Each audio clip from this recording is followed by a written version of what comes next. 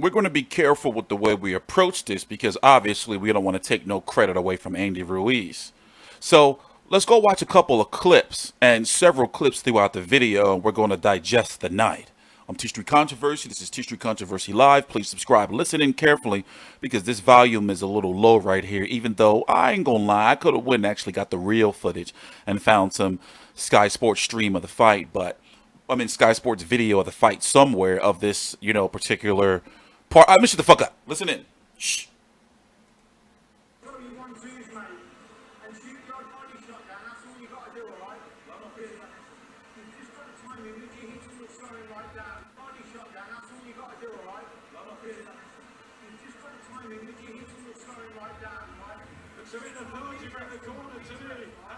Why am I feeling like this is what he said.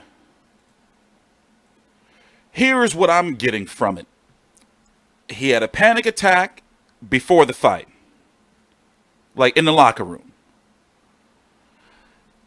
Joshua's father knew that Joshua was in no state to go out there and fight. Here is another interaction right here in the ring as Chris Mannix right here is interviewing Andy Ruiz. You say Anthony Joshua right here. You're going to see Anthony Joshua's father here. Look. Oh, I just thank God, man, so much. When did you realize, Andy, that you could take his power? You took that big shot, but you kept moving forward. Just like against Dimitrenko, you kept moving forward.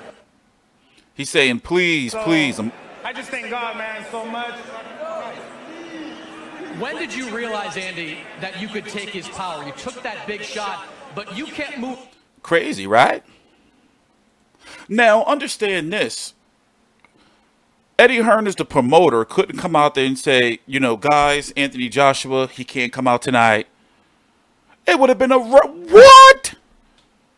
And Anthony Joshua, being the champion that he is, and supposedly supposed to have the champion spirit, he did. He went out there and he fought.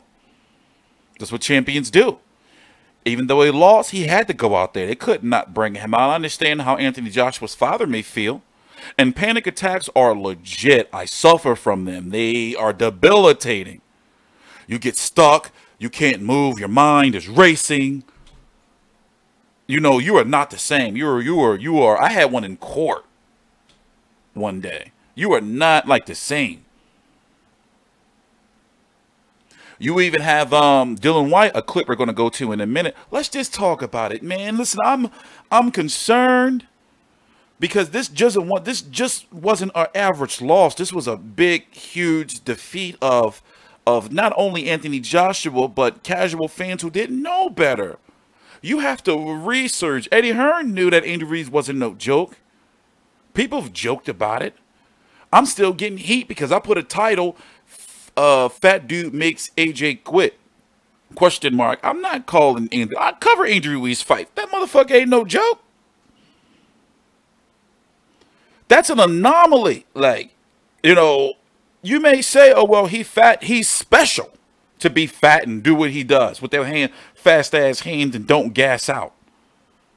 That's not and he deserves to be undisputed champion, truth, because not only because of winning, but yes, he's an anomaly. That's a special talent right there. And now that he's got those belts, the confidence is through the roof. I don't think that Anthony Joshua can beat him in the rematch. And with these mental issues now, panic attacks before a fight, they're saying that he was brutally KO'd by Joey Dawejko in sparring. I've been hearing he's been having issues in sparring for years. This is Joey Dawejko, by the way. Him right here.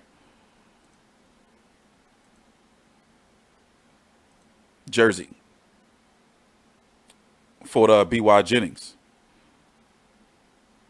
So, as you can see, probably sparring him, you know, in preparation of short, you know, big dude, or what fans say, a fat dude with hands.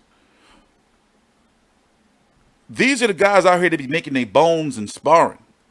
And they be really laying the foundation of the tales to be told of fighters' chins. Remember that cringe video Dave Higgins, the promoter, now co-promoter of Joe Parker, put out at the press conference when they were announcing they were getting close to a Joshua deal, where you had like Daniel Dubois saying that he had touched Anthony Joshua up in sparring. Lawrence Okolie saying he had touched Anthony Joshua up in sparring. What can he do to change, you know, like his makeup? For one, he's got to get back to that weight he was when he first entered. You know, it's too, he just be looking too stiff. And with those jabs, he don't get his hand back up quick. And like, he don't get his, listen, it's a lot of things you're going to look at, but we're not boxers. We're not in there in with him.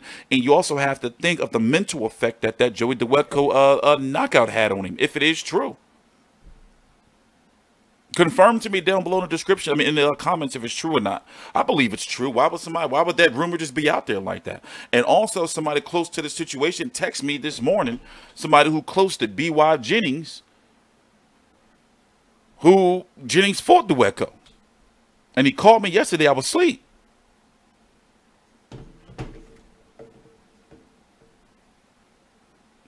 I just had a lot of issues anyway with, for one, why wasn't Joshua in New York 2 months earlier, you know, or a month earlier to the fight? Why did he show up to New York the week of the fight?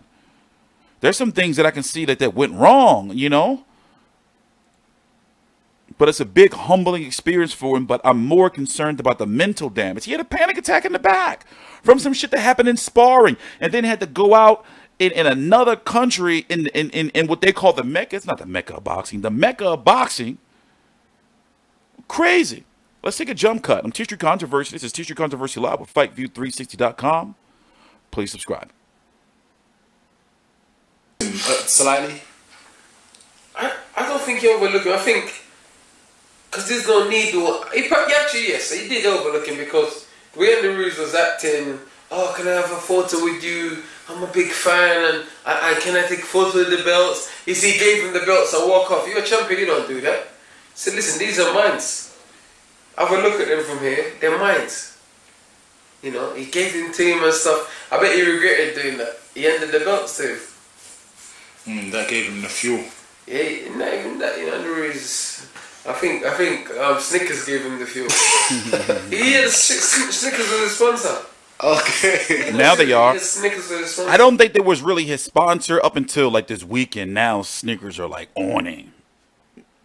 But yeah, Dillian Whyte put I watched this yesterday morning on my way down the court, and yeah, he talked about a lot of stuff. He even talked about how he feel that Joshua PEDs also was an issue. That, you know, okay, it's like this. Listen, if they're legal, where I can't call them performance enhancing drugs until they unify their rules. So, for example, like the Billy Joe Saunders situation, oxyfree shit is legal over there in the UK, but not legal over here for VADA. And I think that VADA should overrule all, in my opinion. So I'm not going to call it PEDs, but basically he was saying, and to me, that does make some sense in a way, because he's saying, Dillian Whyte, let me see if I can find that clip for you. Be right back. You're basically saying it was more that Joshua had an off day rather than Ruiz done his thing. He was that good, yeah. There's no point taking credit away from the man with it. He's done his thing. Yeah. He went up there, he done his thing, everyone was writing him off. I wrote him off. You know, he proved me wrong. He went up there, he done his thing. But Joshua also didn't fight properly. He fought like he didn't want to be there. Does that open the heavyweight division right up? By the way, he's fighting Dillian Whyte. He's fighting July the 20th on wait, who's pick? Is it going to be on the Zone? Who's picking up? We don't know where that's going to be here in the United States. It might be on the Zone because I know they want to. I know they want to definitely probably throw more money at him now. He's fighting Oscar Rivas, a very dangerous fight as well. He was talking about that also in this interview. I'm going to do a whole video on that and his thoughts about that fight from this same video. And on that undercard is going to be Dave Allen versus David Price. I really wanted to talk to Dave Allen this weekend. He was here in the United States. So let's talk about, you know, he didn't look like he didn't want to be there. It wasn't the same energy. Like I said, panic attacks are debilitating, man. And now the talks if he's going to take the immediate rematch or not. Like, he's in a situation where he's kind of got to. Because if he don't, they're going to really be like, oh, shit, he's broken. But what do they do in the meantime? What does Andy Ruiz do? Now Al Heyman has all that, and that's a whole different video. Crazy. Crazy, crazy, crazy. One more clip and we'll be right back. Actual fight. The fight, Joshua just seemed scared, not bothered. He was throwing punches and running. He was jabbing out of range. He was jabbing and retreating. He was fighting with his left hand down. You know, when he got hurt, he didn't know to hold or to tie up or to survive. And he just seemed like he wasn't bothered. It just seemed like he didn't want to be there. It was strange. It was strange. Maybe he just didn't. Maybe he couldn't deal with the pressure anymore. It's a lot of pressure, a lot of stress. He just seemed like.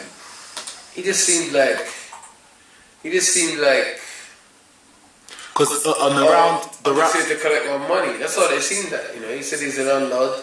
He failed to collect the rent. Well, he did get paid, but you know, he left without the keys.